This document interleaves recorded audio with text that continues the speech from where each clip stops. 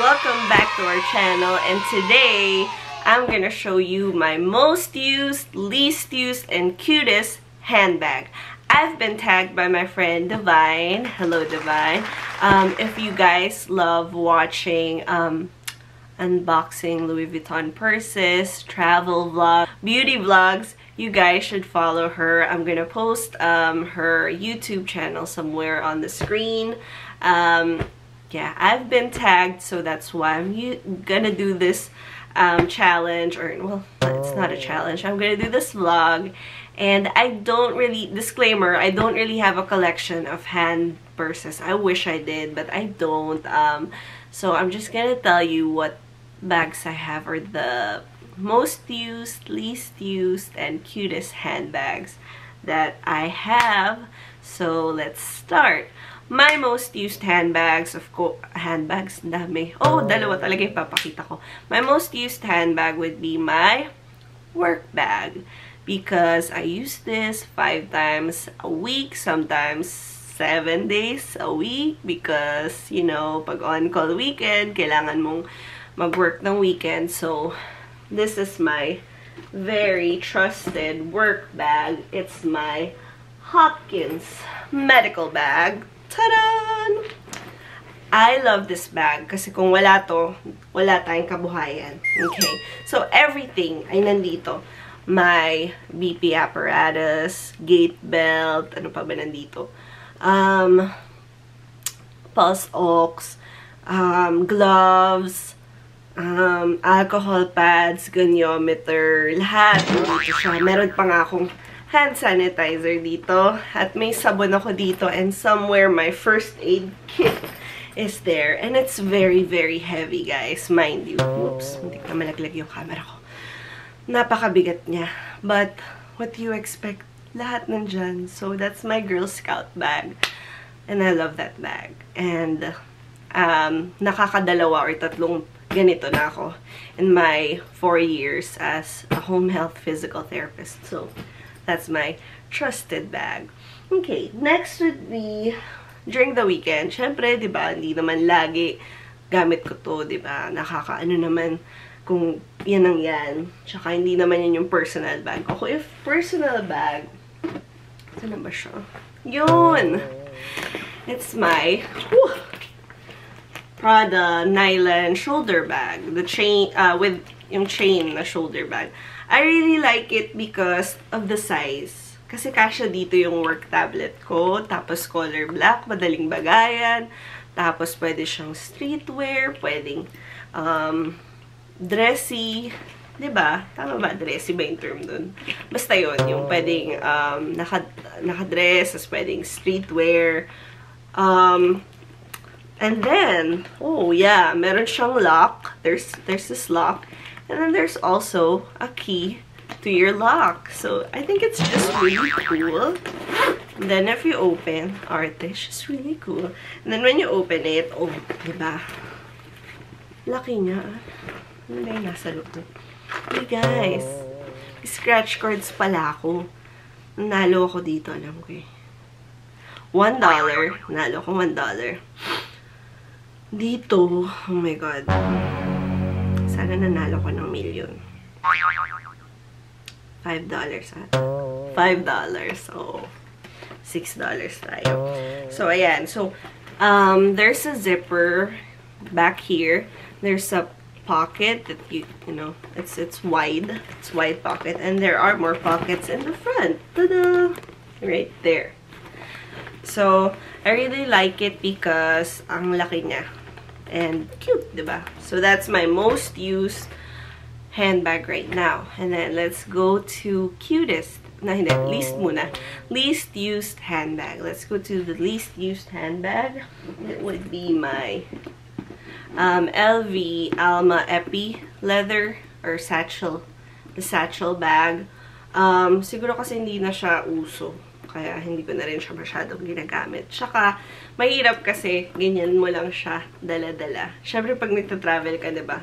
Ayaw mo naman laging may hawak or lagi lang nakaganyan. Gusto ko kasi yung nakasabit na lang sa katawan ko. So, madali siyang gamitin or your hands are free, whatever. So, eto siya. Pag binuksan mo, oh my God, may mga laman pa. Ito siya pag binuksan mo. Malaki naman. It's big inside. Ayan. It's big inside. Ta-da! And then, there's a pocket right there. Yeah, it's pretty big. Inside, you can put a lot of things. You can put your wallet, cell phone, keys. I think my tablet can fit in there. Yeah. So, I don't use it as much anymore. So, that's my least used handbag. Lagay ko siya dyan.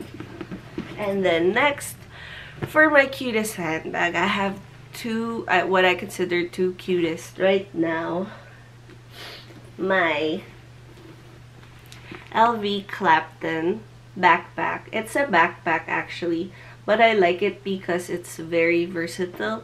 The straps you can use as well. This bag you can use like this, or you can do a sling bag or shoulder bag depending on how you would put the straps. I think straps, yeah. So I think it's cute because of the color. It's in magnolia. And then magnetic siya. Magnetic strap. I mean, magnetic closure. And inside,